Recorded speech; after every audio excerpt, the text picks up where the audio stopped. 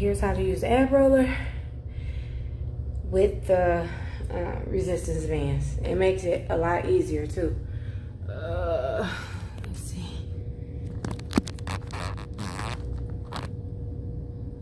Oh, it's perfect. So I just attach its two ends. Oh, yeah. It's both of the ends of the extension is like this. It's two little circles. It don't matter which circle. One end has smaller circles, the other one is larger for your feet.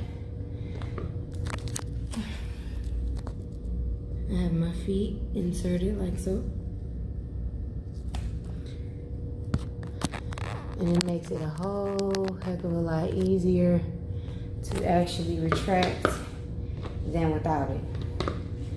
So here we go. It comes with the pad and stuff too, but I just wanted to show you how easy this is. And you go out and in. So here's my form. I don't know how much you can really see. I'm trying to video this, record this by myself. It's kind of difficult. But I put the bands on the outside of my leg so it's not so hard. My feet is up, knees is down, feet is up, and I'm extending and retract. And it makes it so much easier.